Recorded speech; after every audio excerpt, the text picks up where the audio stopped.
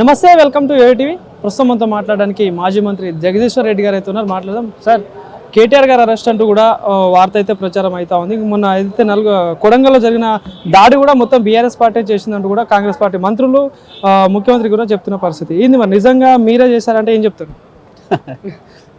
అది జోక్ కింద తీసుకుంటాం మేము. ఇక అరెస్టు ఇని అలసిపోయినాం మేము.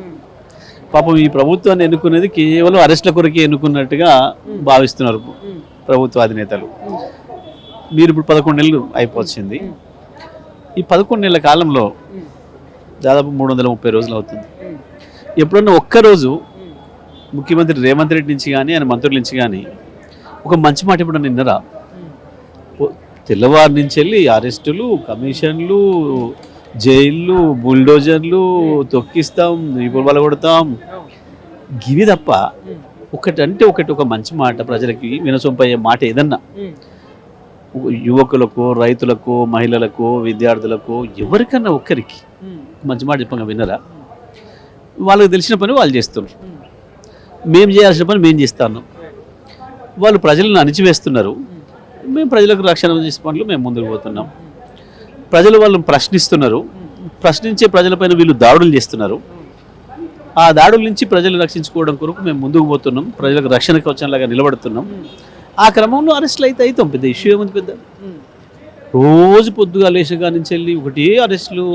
ఇంతమంది మాత్రం ప్రకటించాలి. నాకు కేటీఆర్ అరెస్ట్ చేస్తాం. ఏడాది నుంచి పాడుతూనే ఉంటారు పాట. ఏదో పాడిందే పాడరా అన్నట్టుగా ఏదో ఉంది, ఓ సామెతలు. అన్నీ పోయినాయి, అన్నీ పొడిచిపోయినాయి. మొత్తం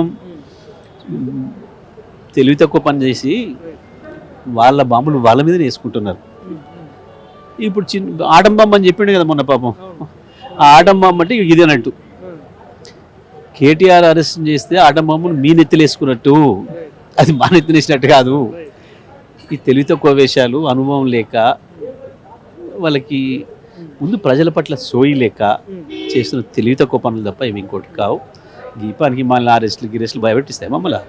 అంటే కొడంగల్లో ఏదో జరిగిన కలెక్టర్పై దాడి విషయంలో అసలు ఏం చెప్తారు సార్ మీరు? అసలు వాస్తవానికి ఇది పూర్తిగా ప్రభుత్వ వైఫల్యం. అది రేవంత్ మీద ఉన్న ప్రజాగ్రహం. అయితే పాపం గమ్మత్ ఏంటంటే రేవంతే నేర్పుతున్నాడు ప్రజలకి. వీపులు వలగొట్టాలి, ఇది చేయాలి, అది చేయాలి అని. ప్రజలు పాపం చెప్తే వినని, మోసం చేసినవన్నీ ఇట్లనే చేయాలి కావచ్చు అనుకుని రేవంత్ వీపు వలగొట్టే ప్రయత్నం చేశారు. అది కలెక్టర్ పైన దాడి కాదు, ఉద్యోగస్తుల పైన దాడి కాదు. అది రేవంత్ పట్ల ఆ నియోజకవర్గ ప్రజలకున్న అభిప్రాయం, ఈ రాష్ట్ర వ్యాప్తంగా మొత్తం రైతాంగానికి ప్రజలకున్న అభిప్రాయానికి నిదర్శనం. అది విజ్ఞత ఉన్న ప్రభుత్వం అయితే, సోయున్న నాయకులు అయితే దాన్ని తీసుకోవాల్సిన విధానం ఇది. అరే, నా ప్రజలు నా మీద ఎందుకు కోపానికి వస్తున్నారు? ఇట్లా ఆలోచించాలి. ఎప్పుడు కూడా విజ్ఞత కలిగిన నాయకుడు ఒక మానవీయ కోణంలో నా పిల్లలు నా మీద ఎందుకు కోపానికి వస్తున్నారు? ఎప్పుడు కూడా రాష్ట్రానికి ముఖ్యమంత్రి అంటే తండ్రిలాగా ఆలోచన చేయాలి. ఇలా నువ్వే కావచ్చు, మీ నాయన మీద అలిగినావు, మారాం చేసినావు, మోటార్ సైకిల్ కొనిలేదా, నీ స్కూల్ ఫీజు కట్టలేదా, ఏదో చేసినావు, నువ్వు ఏదో గొడవ చేసినావు, ఇంట్లో పోయి అద్దం బలగొట్టినావు. మీ నాయన నేను అర్థం చేసుకోవాల్సిన విధానం ఏంది? వీడు చేసేది న్యాయమైందా కాదా? వీడు ఎందుకు కొట్టిండు? నా సిగరెట్లు తాగడానికి, బీడీలు తాగడానికి పైసలు అడిగి కొట్టిండా, లేదా న్యాయంగా నిజంగా వాడు స్కూల్ ఫీజు కట్టకపోతే కొట్టిండా అనేది అర్థం చేసుకొని పిలిచి మాట్లాడుకోవాలి. ఇది ఒక రాష్ట్రానికి ముఖ్యమంత్రి చేయాల్సిన పని ఇది.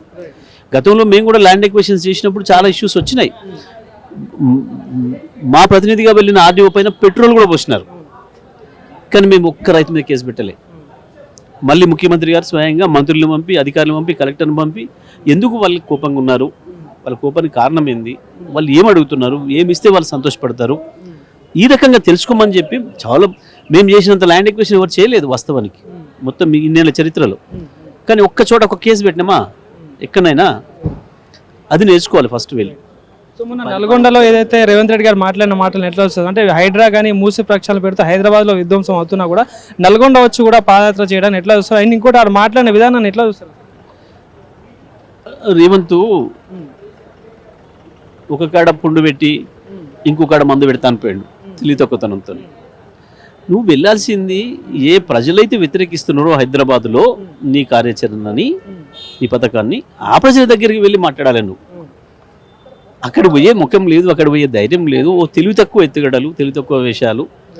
ఇక మాటలు అంటవా? మాటలు రేవంత్కి వచ్చిన మాటలు గవే కదా. నీకు వచ్చిన భాష నువ్వు మాట్లాడతావు, నాకు వచ్చిన భాష నేను మాట్లాడతా, రేవంత్ భాష రేవంత్ మాట్లాడుతున్నాడు. గంతే, దాంట్లో కొత్తగా చూడాల్సింది ఏముంది? ఈ ఏడాది నుంచి ఎప్పుడన్నా అంతకుమించిన భిన్నమైన భాష విన్నావా ఎప్పుడన్నా? వినలే కదా మనం. ఇక కాబట్టి మనం కూడా అర్థం చేసుకోవాలి, ఇక రేవంత్ ఇదే వస్తుంది, ఇంత మించి వేరే రాదు అని మనం అర్థం చేసుకోవాలి, మనం అడ్జస్ట్ కావాలి. అంటే కాంగ్రెస్ పాలనలో రివెంజ్ పాలిటిక్స్, డైవర్షన్ పాలిటిక్స్ జరుగుతున్నాయంటే ఏం చెప్తారు? 100% కాంగ్రెస్ ముఖ్యమంత్రి మంత్రులు ఏ ఒక్కరికి కూడా మేము ప్రజలకు గిన్ని హామీలు ఇచ్చినాం, ఈ హామీల ద్వారా ప్రజలు ఓట్లు వేసినారు, ఆ ఓట్ల ద్వారా మనం వచ్చినాం, ప్రజలు వాటి కొరకు ఎదురు చూస్తున్నారు, మన నుంచి అనేక పథకాల కొరకు ఎదురు చూస్తున్నారు, మన నుంచి మహిళలు 2500 కావచ్చు, రైతులు 2 లక్షల రుణమాఫీ కావచ్చు, 15,000 రైతు భరోసా కావచ్చు, యువకులు 2 లక్షల ఉద్యోగాల వరకు కావచ్చు, ఈ రకంగా వాటి కొరకు ఎదురు చూస్తున్నారు అన్న సోయి కూడా లేకుండా కేవలం ప్రతిపక్షంలో ఉన్నప్పుడు తిట్టినాం కదా కేసీఆర్, నువ్వు ఇప్పుడు కూడా అట్లనే తిడితే నడుస్తుందని అనుకోని ఒక తెలివితక్కువ పని చేసేస్తున్నారు. ఈ తెలివితక్కువతనం నుంచి బయటపడకపోతే ఇవాళ కొడంగల్లో ప్రజలు ఎట్లా తిరుగుబాటు చేసినారో రాష్ట్ర వ్యాప్తంగా కూడా ప్రజల నుంచి ఆ తిరుగుబాటు వస్తుంది.